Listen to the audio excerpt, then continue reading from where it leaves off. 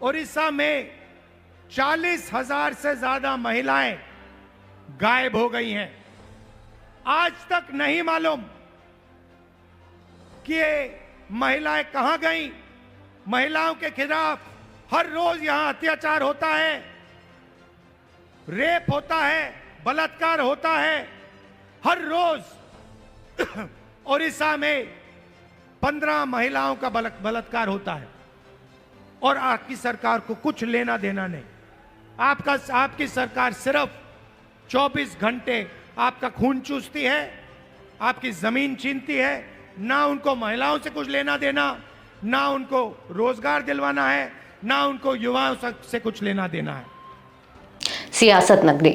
नमस्कार, मैं हूं विजयश्री और स्वागत है आपका सियासत नगरी में। भुवनेश्वर में कांग्रेस के संविधान बचाओ समावेश कार्यक्रम के मंच से राहुल गांधी ने भाजपा और चुनाव आयोग पर सीधा हमला बोला। उन्होंने कहा कि महाराष्ट्र के बाद अब भाजपा बिहार में चुनाव चुराने की साजिश रच रही है और इसमें चुनाव आयोग उसकी मदद कर रहा है। राहुल ने कहा कि जैसे महाराष्ट्र में 1 करोड़ नए वोटर अचानक जोड़े गए थे, वैसे ही बिहार में भी गड़बड़ी की जा रही है।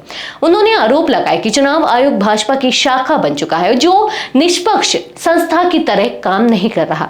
उन्होंने दावा किया कि इंडिया गठबंधन बिहार में इस चुनावी साजिश को नहीं होने देगा। ओडिशा सरकार पर हमला करते हुए राहुल गांधी बोले, यह सरकार ने अडानी जैसे 5 से 6 अरबपतियों की प्राइवेट लिमिटेड है। उन्होंने कहा कि पहले बीजेड और अब भाजपा सरकार गरीबों का हक छीन रही है।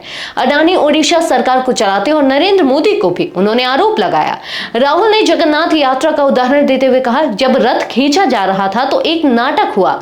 अडानी और उनके परिवार के लिए रथ रोका गया। यही दिखाता है कि सरकार किसके लिए काम कर रही है। महिलाओं की सुरक्षा पर भी राहुल गांधी ने ओडिशा सरकार को घेरा। उन्होंने दावा किया कि 40,000 से अधिक महिलाएं राज्य से गायब हो चुकी हैं, लेकिन सरकार चुप है। रोज 15 रेप की घटनाएं होती, लेकिन कोई कार्यवाही नहीं होती। यह सरकार आदिवासियों और दलितों का खून चूस रही है। कार्यक्रम में कांग्रेस अध्यक्ष मल्लिकार्जुन खड़गे ने भी तीखा हमला बोला। उन्होंने कहा, भाजपा सरकार संविधान से धर्मनिरपेक्षता और समाजवाद हटाना चाहती है। दलितों और आदिवासियों को निशाना बनाया जा रहा है। अगर हमने आज आवाज नहीं उठाई तो आने वाली पीढ़ियां हमें माफ नहीं करेंगी। खड़गे ने चेताया कि ओडिशा में भाजपा समर्थकों द्वारा दलितों और सरकारी अधिकारियों पर हमले हो रहे हैं और ये एक बहुत बड़ा खतरा है। उन्होंने कहा, यह चुनाव नहीं, संविधान बचाने की लड़ाई है। राहुल गांधी और खड़गे दोनों ने मंच से यह संदेश साफ दिया कि कांग्रेस अब चुप नहीं बैठेगी। चुनाव आयोग की निष्पक्षता पर सवाल उठाते हुए उन्होंने साफ किया कि 2025 की लड़ाई सिर्फ सत्ता की नहीं, लोकतंत्र और संविधान की रक्षा की है। आज के लिए बस इतना ही।